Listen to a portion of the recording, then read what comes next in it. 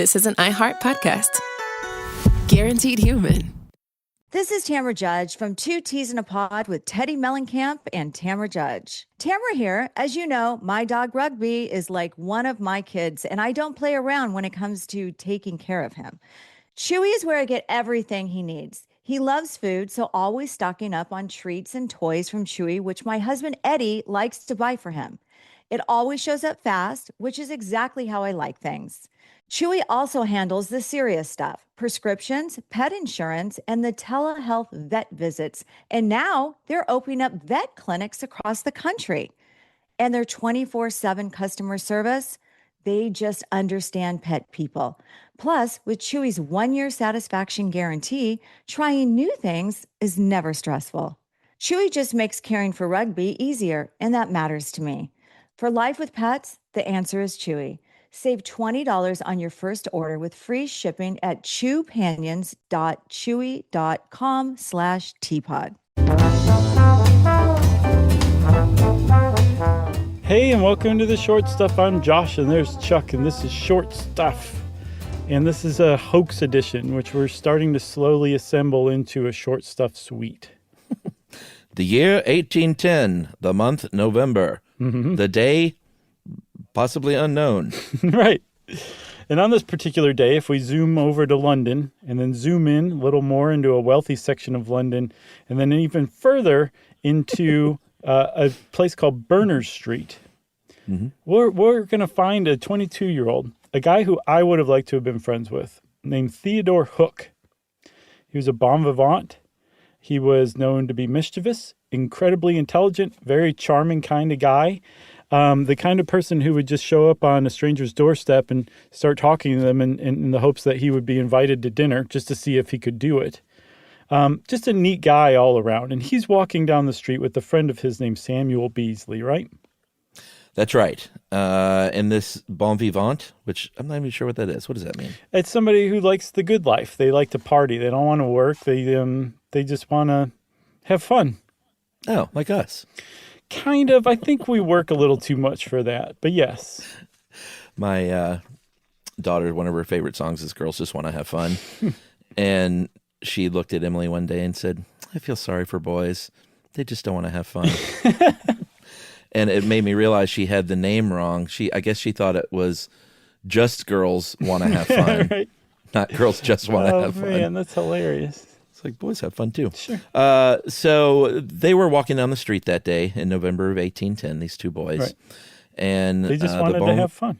The bon vivant Hook pointed to a house, which was Berners Street, 54 Berners Street, and said, hey, I'll wager within a week I can make that house the most talked about house in London. And Beasley said, you're on. I'm sure. So they had a bet. I'm sure our British listeners are like, wow, that was dead on. That was purposely bad, everybody. My accents are usually much better. Yeah, they are. Agreed. But we'll give you a pass because of that. Too bad they're not German, right? Yeah. So Beasley said, you're on. I don't know why you would even make that bet. It's such a preposterous bet that I can't possibly lose. So we took that bet. And a week later, about 7 in the morning at 54 Berners Street, the date was November 10th. Oh, we have the date. Yeah, but we didn't know when they were walking down the street. It was sometime about a week earlier. Yeah, I'm going to say November 3rd. Sure, let's go with that. So this is November 10th, and a chimney sweep shows up at 54 Berners Street and knocks on the door and says, I'm here to clean Mrs. Tottenham's chimney. And the servant who answered the door, because Mrs. Tottenham was a fabulously wealthy widow, Sure. and the servants would be the ones answering the door, said that we don't need a chimney sweep. You're mistaken. Please go away. Shut the door, and that was that, right? That's right. Another different chimney sweep would show up, and then another, and then they kind of kept coming. And it was a rush of chimney sweeps. And you might think, that's probably a pretty good joke.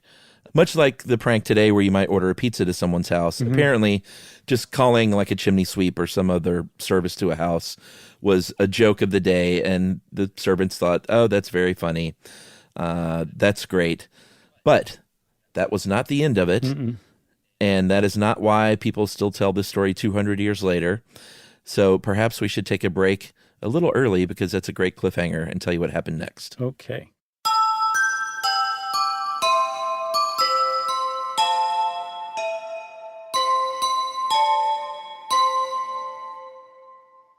This is Tamara Judge from Two Teas in a Pod with Teddy Mellencamp and Tamara Judge. Can we take a moment to talk about Chewy? I get everything for rugby from Chewy. His food, the treats, I'm constantly reordering, the toys he destroys in minutes, even his supplements. And it always shows up fast. Chewy also handles the serious stuff, prescriptions, pet insurance, telehealth vet visits, and they're even rolling out vet clinics across the country. Their 24/7 customer service actually understands dog moms like me and cat moms, bird moms, reptile moms, all of us. And with Chewy's 1-year satisfaction guarantee, trying something new is never stressful. For life with pets, the answer is Chewy.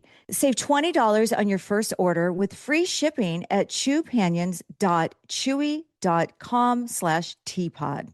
Joy is essential, and it's also elusive. You can't order it, you can't borrow it, or simply hope it into life. But now, there's a new and exciting way to start your journey toward a more joyful existence. Joy 101. It's a new podcast hosted by me, Hoda Kotb. Together, guys, we'll have meaningful conversations with the world's most fascinating people. Entertainment legends, sports icons, wellness experts, and everyday people will share how they find, allow, and experience joy. And I'll offer some of my own tips and takes on seeking a more balanced and harmonious life. If you're craving inspiration, support, and useful tools to maximize your joy, tune into these candid, uplifting, and moving on-air chats. Joy after a breakup, joy as an empty nester, joy after a loss, joy as a caretaker. This new podcast will speak to you. Listen to Joy 101 on the iHeartRadio app, Apple Podcasts, or wherever you get your podcasts.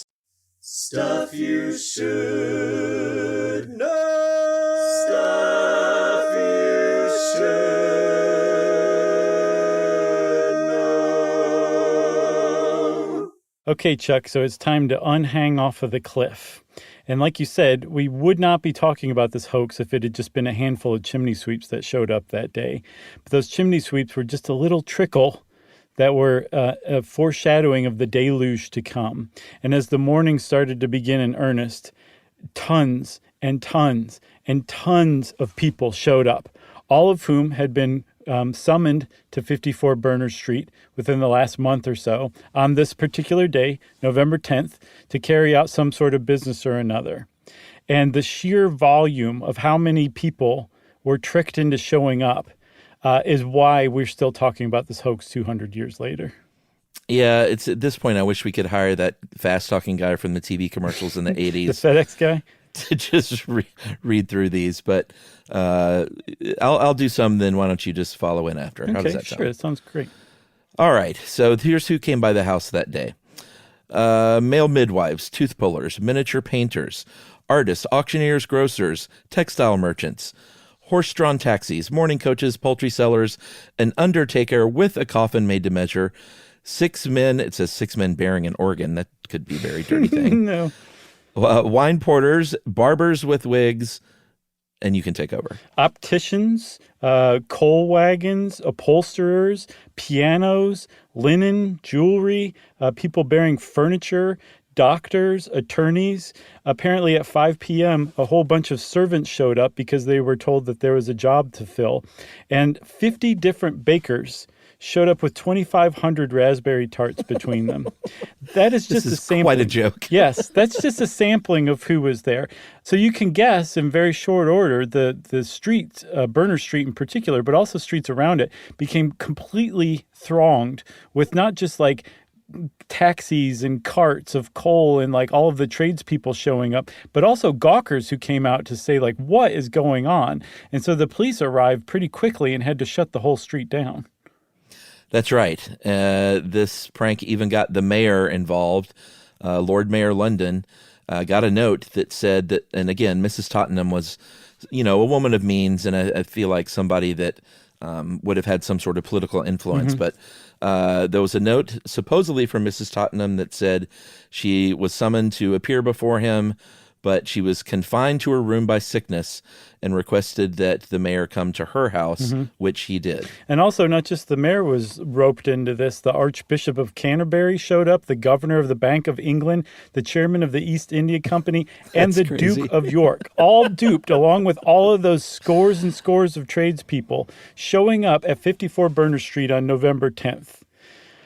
So you can imagine, like, this was a pretty big deal. The police were finally able to disperse the crowd by evening, maybe by night. And the next day, Samuel Beasley knew for sure that he had lost that bet. That's right. Newspapers were reporting it all over England. There were annual registers that said it was one of the notable events of London for the whole year for 1810. It is still talked about today as part of British lore and pop culture. And, of course, they wanted to find out who did this, but officially they never found out that it was Theodore Hook. Isn't that right? Yeah, it's widely assumed then and now that it was Theodore Hook. And he was the kind of person who would do this, but also he wrote a semi-autobiographical novel about 25 years after. It was called Gilbert Gurney. And in it, one of the characters says, I'm the one, I did it. I pulled off the Berners Street hoax, and then rattles off some of like the greatest hits. So people are like, yes, obviously it was Theodore Hook, but he was never like prosecuted or anything like that because no one could ever prove he did it. Yeah, and this is the part that really impressed me was I thought when I had read the initial review of this that, if he says that a week later, it's game on. Like, that's a lot of work to get that many people. Right. It was a long con. Apparently, he had little minions working for him, and they wrote up to 4,000 letters in weeks, who knows, maybe even months leading up to this. So he had this thing planned out all along and, purposely brought his friend by that house once everything was in place and said, hey, I bet you a guinea that I can make this house the most talked about house. So it was all pre-planned, which makes it even better. It really does. And then Hook wasn't really picking on Mrs. Tottenham for any particular reason. Most people say that he had no acquaintance with her whatsoever, that she was a random victim. And so this prank went down in history. I mean, like, people are still, again, talking about it 200 years later. We're talking about it 200 years later. But there's a twist to this whole thing too, Chuck, isn't there? Yeah, the twist is that, and I'm not sure I buy this, is that it may not have actually even happened, and that the real hoax was that Theodore Hook made all this stuff up, and it's not like a newspaper reporters from all over England descended upon this to witness this with their own eyes. They heard reports of this and wrote about it. So it was a hoax on a hoax, and it never really happened to begin with. Yeah, there's some historians who believe that, the hoax of a hoax, which, however it happened, if it happened the way that it supposedly did, as reported in the papers, awesome. If he managed to pull the same thing off without actually doing it, I think that might be even more awesome, Chuck. I'm Fox Mulder here. I want to believe so bad. Okay, well, you just do that because there's no reason not to, all right? Okay. Chuck said okay, everybody. That means Short Stuff is out. Stuff You Should Know is a production of iHeartRadio. For more podcasts from iHeartRadio, visit the iHeartRadio app, Apple Podcasts, or wherever you listen to your favorite shows.